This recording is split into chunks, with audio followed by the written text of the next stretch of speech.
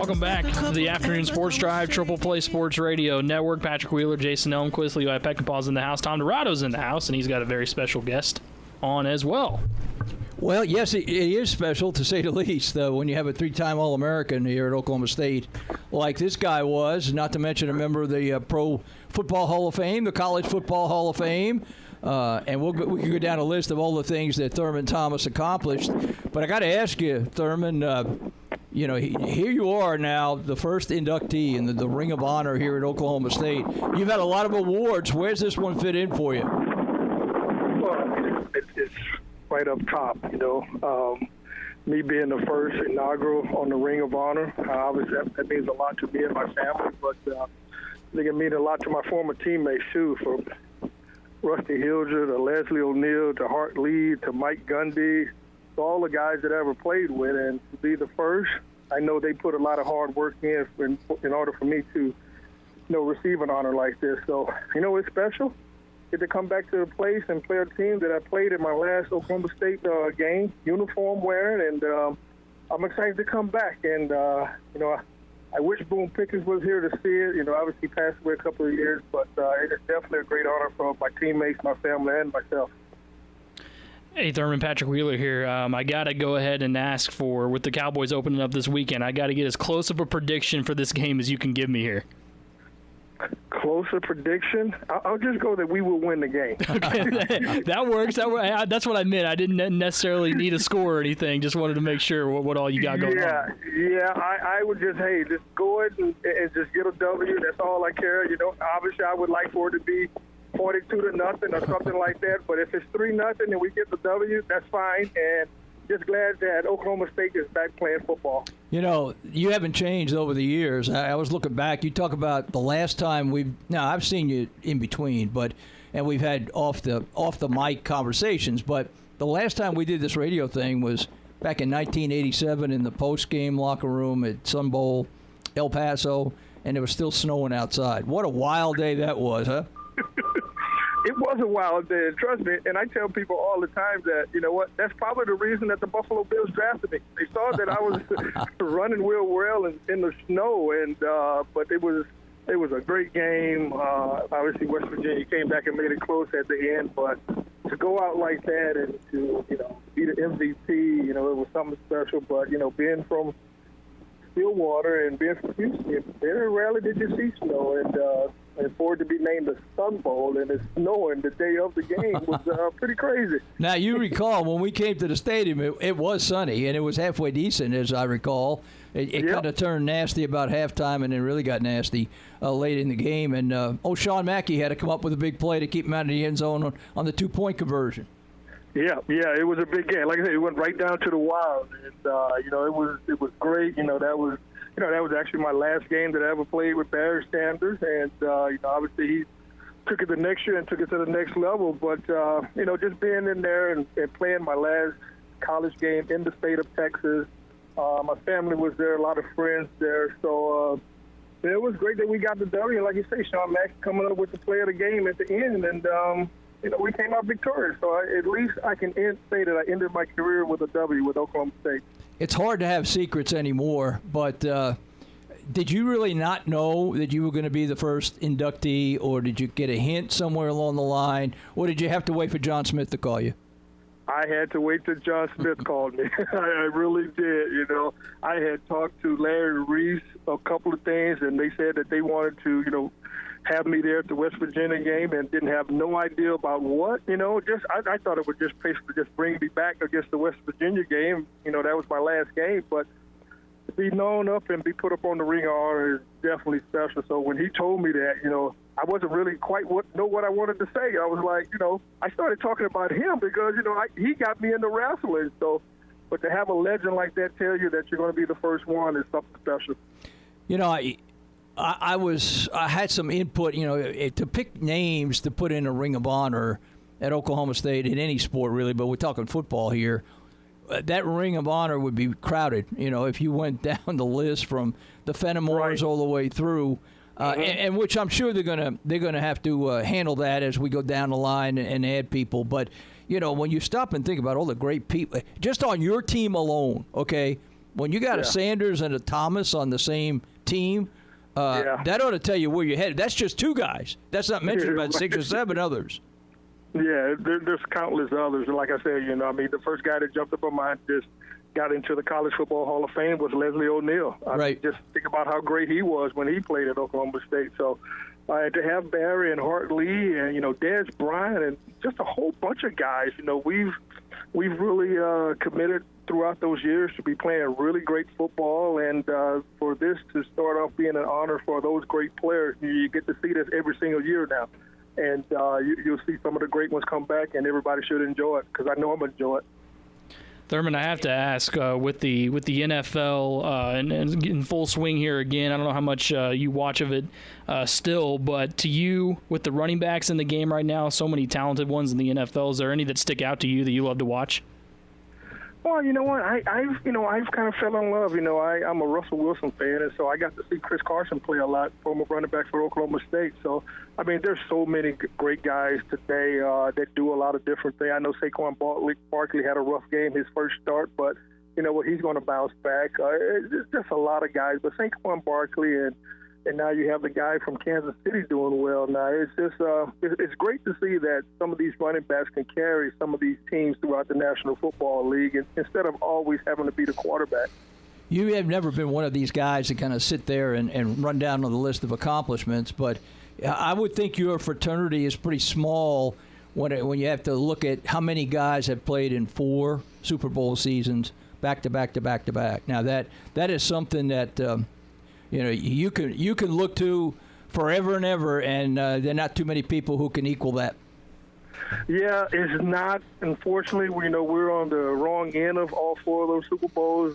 It would be a lot more exciting around here in the Buffalo area had we won 4 in a row, but it didn't happen for us. But you know what? It was a great chance and great opportunity for us to build as a team, and it was great for these Bills fans around here. But I think they got a team right now that they can compete, and now knowing that Tom Brady's in the NFC now, and the AFC is kind of wide open. You still have Kansas City, you still have Baltimore with Mahomes and Jackson, but it's great to see that the Bills fans are excited this year, and hopefully it'll turn out great for us. Hey, Thurman, Jason Elmquist here, and obviously we'd be remiss not to ask you about the current Cowboy running back. What was the excitement like for you last year watching Chuba's performances, the hype that he was getting, and your hope and your expectations for him this year? Well, I'm looking for another running back from Oklahoma State to break in, to do what he's done. This year he could probably get another 2,000 yards, which, when you think about myself and Barry and Ernest Anderson and all those guys being there, he'll be the first one to do it. And obviously, he's a great track runner, great speed, and I'm really looking forward to seeing him in person. And I never met him. I want to get a chance to talk to him and just kind of see what kind of kid he is. But I have a lot of Canadian friends. They told me he's a great kid. So I'm looking forward to meeting him and hoping that, he can carry this team and have a great year and see what happens after that.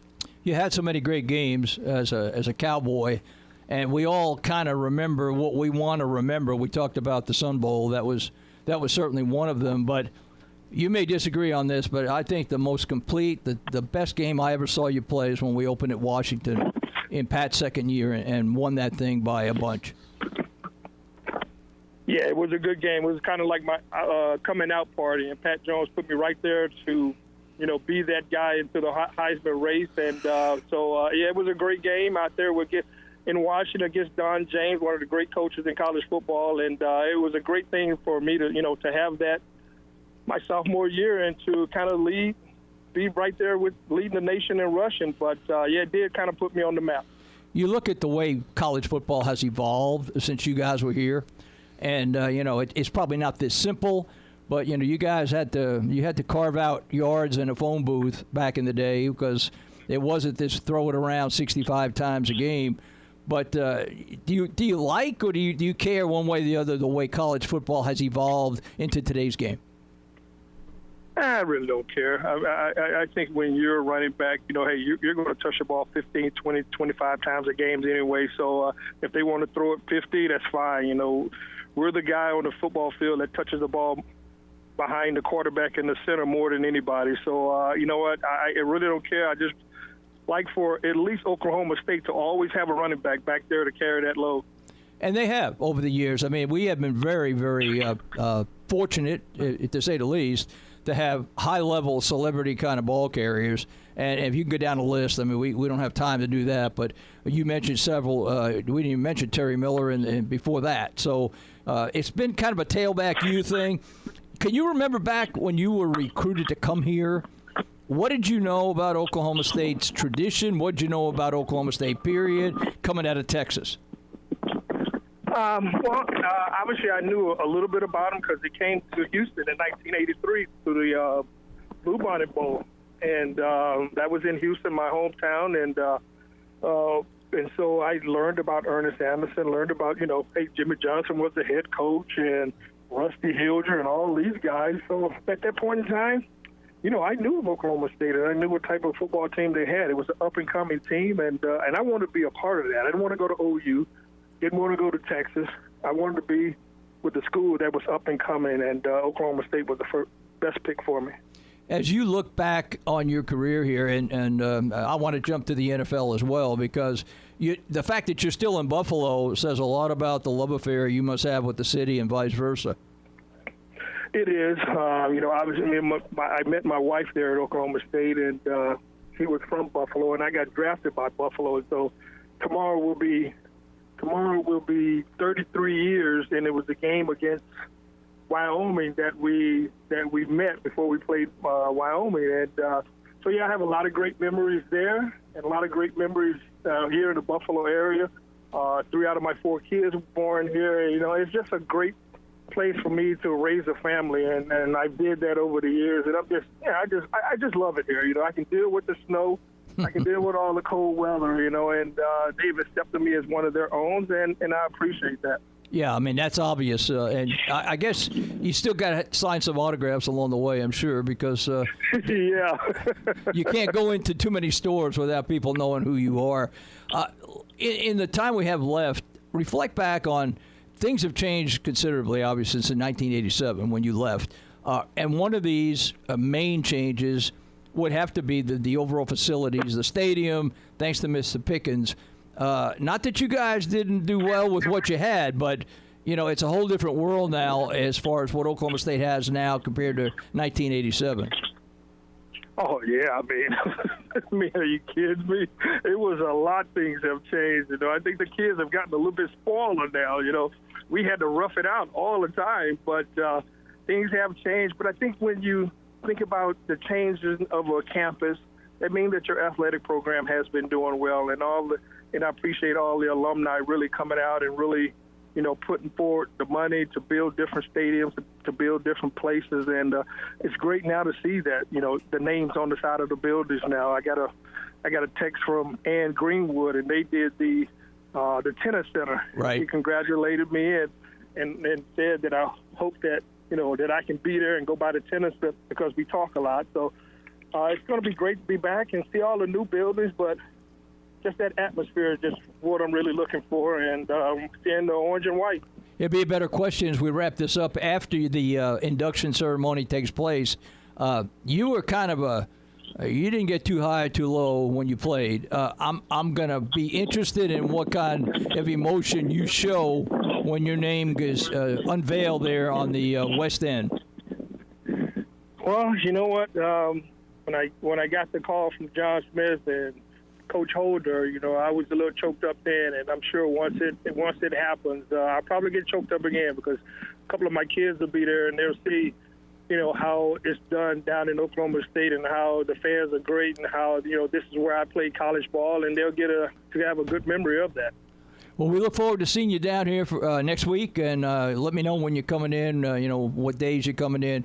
We'll try to kind of come by and get to see you anyway, even with this pandemic going around. I trust that you and your family are safe, and that's the main thing as well. That's the most important thing. I want everybody to stay safe, and I'm coming there to see my team get a W. That's what I'm looking forward to. That would be a good thing since it's the first game to start the Big 12. Hey, Thurman, I appreciate your time, bud, and we will talk to you and hopefully see you next week. All right. Thanks a lot, guys. Have a great day. All right, bud. That is Thurman Thomas, and